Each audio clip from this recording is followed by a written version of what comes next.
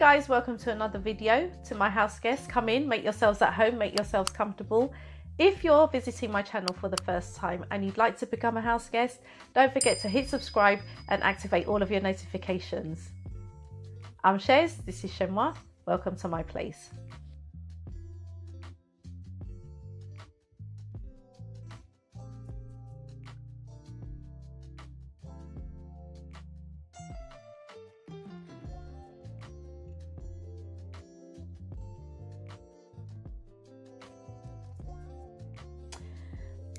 Guys, welcome to episode 2 of Coffee Chats. Let me know what you're drinking in the comments today. I've got lemon water, warm lemon water. I didn't want coffee today. Let me know what you're drinking. Are you drinking builder's tea? People in the UK will know what that means. Are you drinking herbal tea, water, juice, wine? What are you drinking today? Thank you for your feedback on episode 1. It was interesting because to me that was more intimate, because it's like you all have your different views and your different experiences, and it's nice to see you sharing those that you are trusting enough in this space to share those, because we all are on a journey and we're all going through something. We all have ups and downs in relationships, whether they're platonic, whether they're familial, whether they're romantic relationships. They all have their ups and downs, and I'm not the only one who's gone through these types of experiences where you've had conflict with female, in female interactions. So it was interesting to see your take on it. So before we get into this episode, I picked out 2 comments just as I promised, and here they are. This comment comes from This Black Girl's Life, and she says, "Thank you for discussing this difficult topic. It's difficult for certain types of women to get along with and like other women. I don't know about the word sisterhood. Women have been some of the worst people I've ever known. Misogyny dealt out by women is the worst. You can't trust most, in my opinion, and it's difficult to develop close relationships. The internet routinely shines a light on why you generally can't trust most women. If you're driven, direct, ambitious, etc., it's even more difficult." This comment is from Dorothy Cordice or Cordice. Sorry, Dorothy, I apologise if I haven't pronounced your name correctly. If you want to let me know how you do pronounce it, please feel free to do so. I'm a member of a group that has been together for about 20 years. We come from different ages, backgrounds, races, religions, etc. We all started out not liking each other, yelling, not letting each other talk, etc. Then we started to break down into smaller groups. When we all meet, we learn to give everyone 10 minutes to say whatever they wanted with no interruptions. Now we are a family and we are there for each other. We are able to tell each other not what we want to hear, but what we need to hear. Every day we're learning and trying to be better friends. Also, we are learning when to listen and say nothing and just be there for support.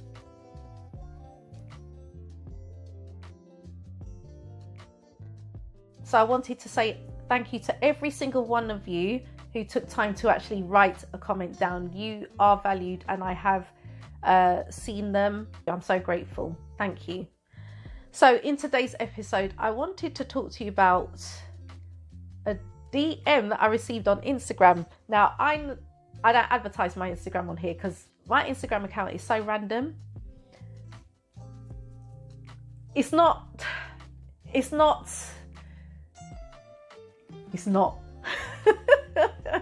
So I don't advertise it, but someone has obviously seen that I have an Instagram. They've gone there and they've DM'd me and asked me if I could put this out to my audience on YouTube,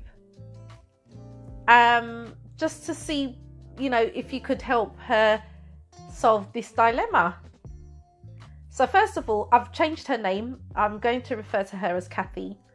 Kathy, thank you so much for trusting me with this. This is what Kathy wants me to do. So I'm going to read her dilemma And I'll put it on the screen for you to see. Kathy says, I'm 26 years old and I cannot accept the way I look. I feel physically sick when I look in the mirror or see images of myself. It's consuming my life. I cannot accept that I will never look like those gorgeous people I see in magazines, films and on the internet. Then I feel disgusted with myself for obsessing over something so trivial when there are people dealing with more serious issues. It sounds really silly because it's not the be all and end all, but to me it actually is. I just can't go on through life feeling so miserable in my own body. I don't know how to cope. Kathy, you know, you can see that she's experiencing difficulties. You know, when you can't even look at yourself in the mirror, you know there's something wrong. And many of us have things that we don't like about our bodies.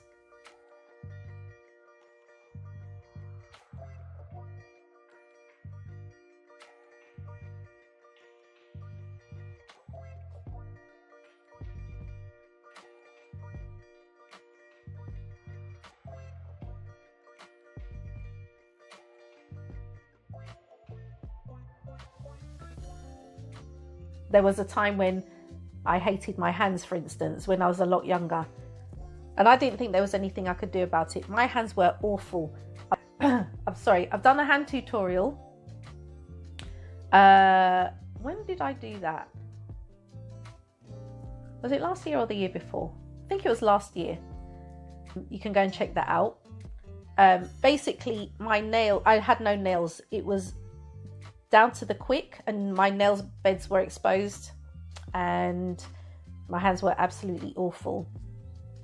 But I didn't like my hands, I didn't like my feet. And you know, thankfully that's all sorted. There's a mole that I have on my face, which I always knew it was there, but it's not until I was in my 40s and I was speaking to an acquaintance of my mum's. You know, we were just chatting and she looked in my face and she said, oh, I didn't know you had a mole. And it drew I don't know how to explain how that made me feel. She didn't offend me,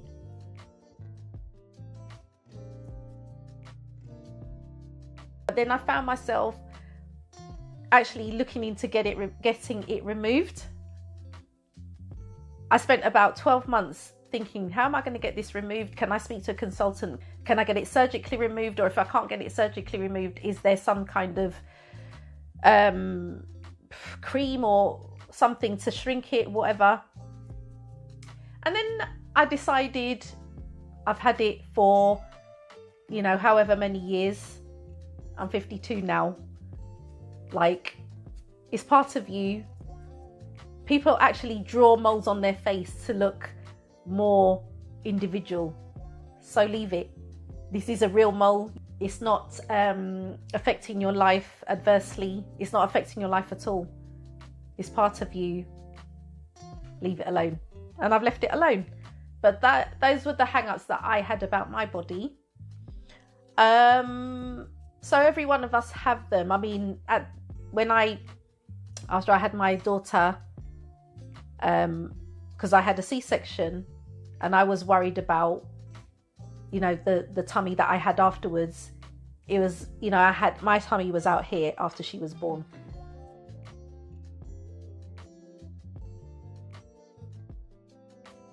And I've worked hard to get it down.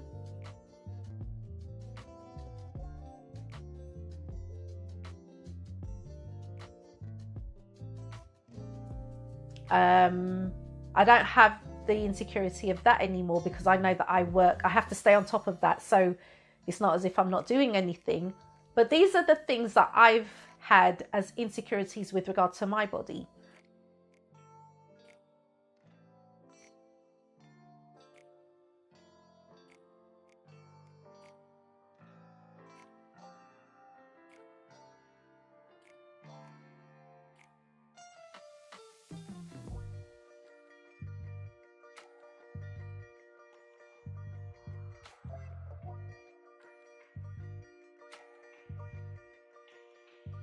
According to a blog I came across recently called The Practical Psych, It's difficult to estimate how many people don't like how they look. Rates fluctuate between 10 and 69%.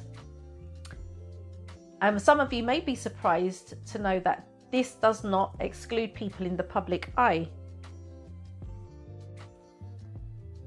Here's an article from hellomagazine.com published on the 4th of October 2021. Meghan Markle and Prince Harry's discussion about Meghan's post-baby body discussion might surprise you. The Duchess of Sussex received some words of advice from the Duke. Meghan Markle, the Duchess of Sussex, might seem super confident, but at an event back in 2019, it was revealed that she has similar insecurities about her body to the rest of us. 5 months after giving birth to the Duke and Duchess of Sussex's son, Archie Harrison Mountbatten Windsor, the couple attended the Well Child Awards event together, and Prince Harry was heard reassuring Meghan how amazing she looked. The Duke made comments while speaking to 10-year-old Emily Narain Nicholas, who won an award for her idea, Emmy's Kitchen, and her mum Eve during the reception. Prince Harry and Meghan told Emmy that they loved the idea of her kitchen, and Eve went on to tell reporters, "They were very lovely. When Meghan sat down, I said, 'Oh, you look amazing and you've just had a baby.' Harry looked at her and went, 'See, I told you,' in a way that we would. It did feel like they were very down to earth." The conversation suggests that Meghan had previously opened up about her insecurities to her husband, proving that despite being a beautiful Duchess, even she feels insecure at times. It's also refreshing that even though she might not have felt like herself after giving birth just a few months prior, Meghan is a big believer that women shouldn't put pressure on themselves to attempt to snap back to their pre-pregnancy bodies. After the births of both her children, Archie Harrison and daughter Lilibet, she is said to have given her body a break, as opposed to putting herself on a strict diet and fitness regime. Meghan has had insecurities as well. Okay, Meghan, that I've said to you before, she's a decent human being. She's a human being. She's a human being. Okay, she has gone through her fair share of body insecurities.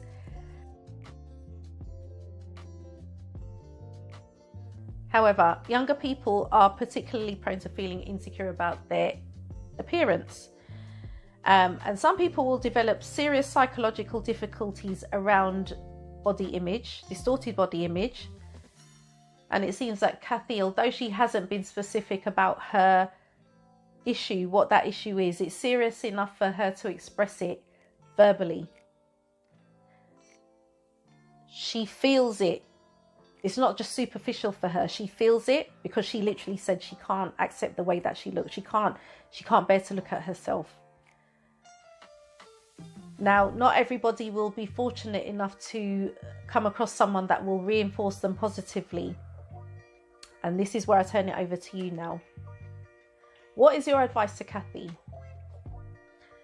Leave it in the comments. And remember, in the next episode, I'm going to pick 2 contributors and read out your advice.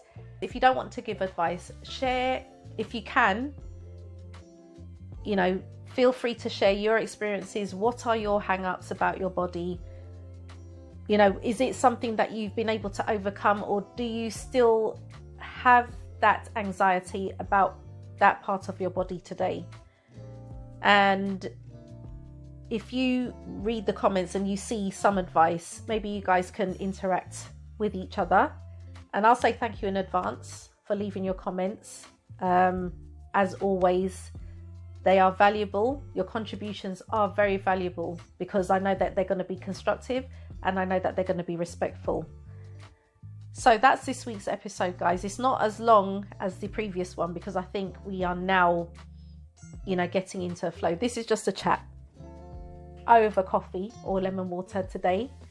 And this is just us talking. This is just having discussions. I hope you found this useful. Don't forget to give this video a thumbs up. And if you'd like to become a house guest, all you need to do is hit subscribe and activate all of your notifications.